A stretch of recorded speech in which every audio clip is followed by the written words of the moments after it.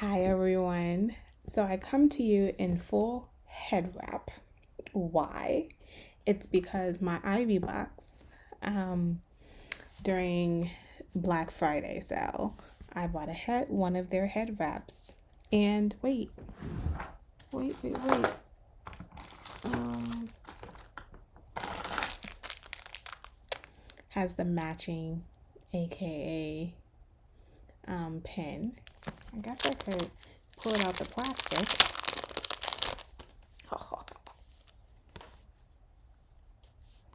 Probably can't see it. See.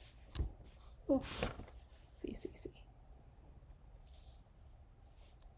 It's not supposed to be up here, so don't anybody get at me about protocol. I am fully aware that pins are not supposed to be up here. I get it. But you can't see it if it's not up here. So therefore, this is the reason why I'm putting it up here and it's backwards. Okay, upside down. With the pearls. Anyway, I am coming to you with a quick second because it's super peaceful and quiet in my house. The dog is cooperating. And let's talk about power. And I did not talk about power last week, but I think it's important to talk about power and Power Book 2, right? So last week we didn't deal with the professors. This week we did deal with the professors.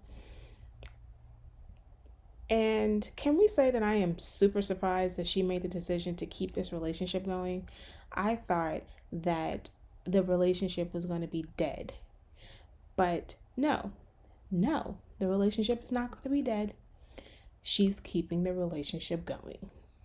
And I was kind of stunned at her conclusion that she thinks that dating a guy who is a basketball player, I guess she's thinking this man may not be here for that long anyway, so who cares?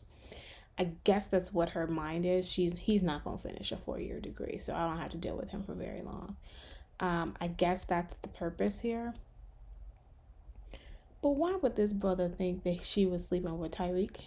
Tyreek, is he 18? If he's 18, then he just turned 18. Do you think that she would, Tariq looks like a baby. Not saying that the other young man looks that much older because he doesn't. But Tyreek looks like I am sleeping with my son. And I guess when you get older, maybe sleeping, like if you're 40 and you're sleeping with maybe a 30-year-old, or if you're 50, sleeping with maybe a 30-year-old, then that doesn't seem too bad. But when you're sleeping with like an 18-year-old,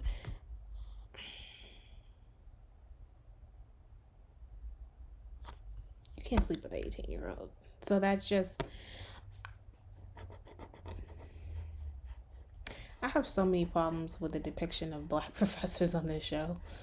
And I know it's just a show, but I just do. I don't know if there's nothing really that stands out. I think it is interesting that we have all collectively turned the corner on Tariq, and we're not that upset with Tariq. I don't want to see Tariq go to jail, even though I know he deserves it and everything, but I don't want to see Tariq go to jail. I think that he's a victim of circumstance. He didn't ask to have two people from the hood and an uncle and all be raised around drugs. Like, he didn't ask for that. So I don't see why he needs to be punished for kind of fulfilling the lifestyle that these people have set in his path. But I guess you can always say that, right? You can always say that about every generation. So I guess I've lost my argument. A Million Little Things is my show. So let's pause. It is one of my shows. It is not as good as This Is Us, but I accept it. I like it. But there is a problem that I have. The last episode um, talked about he was in therapy, and he talks about how how difficult it is to be a black man in America, and I was like, difficult? This is not the storyline that we have had come to. Like, we don't get deep storylines about race, and it's interesting because I think this show touches upon race occasionally, and then they do this but for the most part you have a blanket, this is predominantly a white show and race doesn't matter kind of argument that's happening on the show. And I'm not upset about that. I accept it because I like the show. But when you start talking about like, I'm a black man in America, and I was like, oh, I didn't think you noticed. Did you notice? And what is that supposed to mean? I mean, aren't we sitting here talking about your wife? Right? I thought this was about your wife. I'm so confused at why that sentence came up. I just would have preferred that was a throwaway line. Like, are you supposed to be bringing that up because of the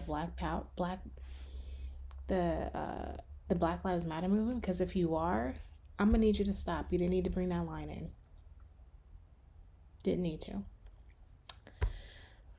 Anywho, I watched the Selena series. Look, the Selena movie was excellent. Excellent. But I understand that many people have not seen the Selena movie because that came out, what, 20 years ago. I get it. Jennifer Lopez did an excellent job in that movie. I mean, excellent. And if you go back and you watch the Selena movie, you'd be like, wow. Right? She had her down to a T.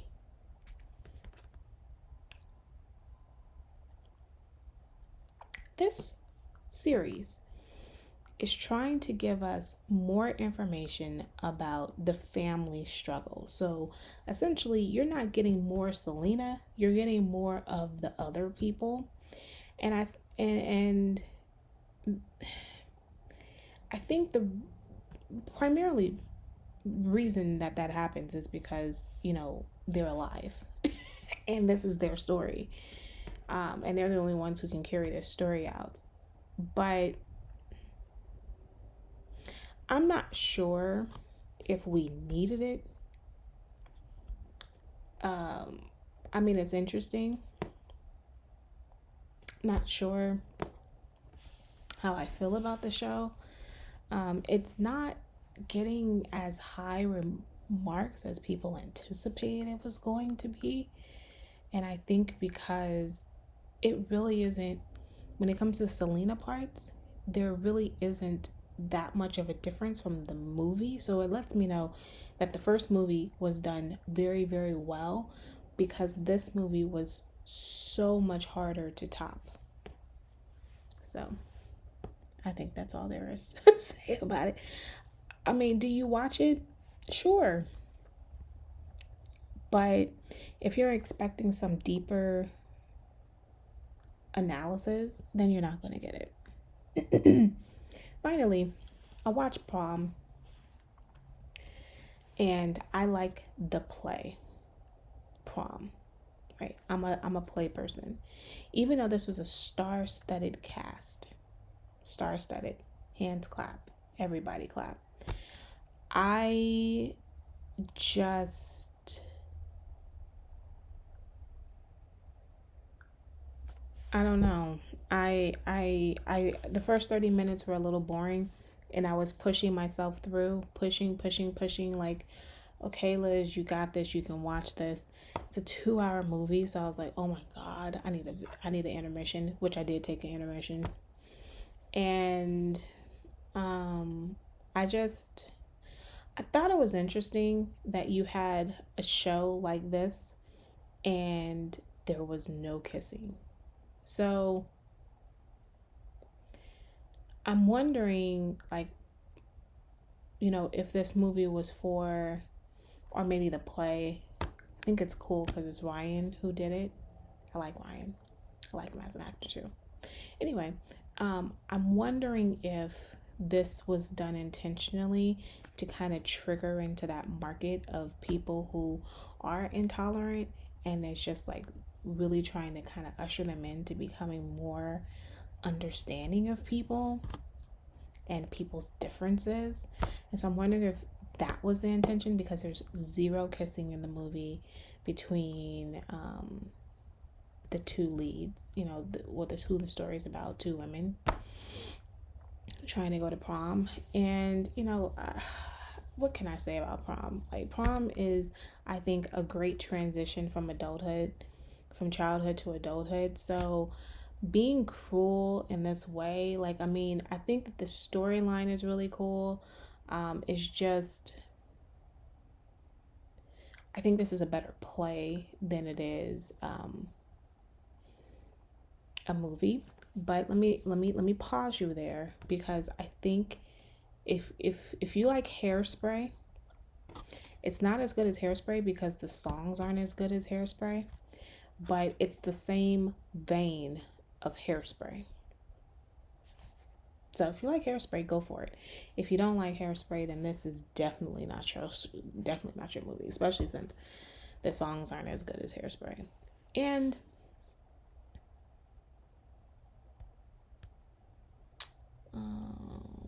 yeah, yeah. But let me put a pause. One more pause. Meryl Streep. You know, people talk about the black Meryl Streep and all this other stuff.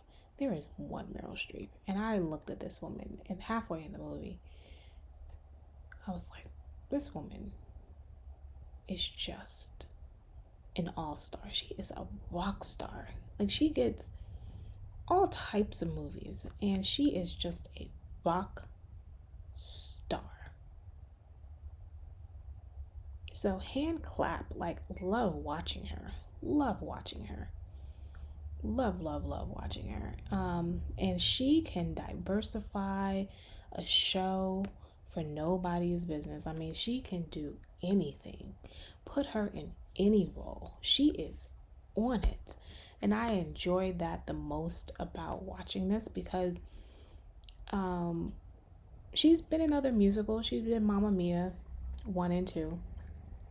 And but she just is so, she can just change herself into so many characters. Like, she is not appreciated enough. And you know what, also, she plays in roles that she doesn't have to be the main lead. And I like that about her too. Clearly she picks the roles that she really enjoys and wants to see. I'm a Meryl Streep fan. And this movie just highlighted even more why I'm a Meryl Streep fan. Anyway, on that note, I didn't bring my coffee. This was a spare of the moment. I am so sorry. I will bring my coffee and my tea and my keto coffee, keto tea, my greens tomorrow. Hopefully there'll be a tomorrow. I think there should be a tomorrow. If it's not tomorrow, then it'll be Wednesday. Have a great afternoon. Bye.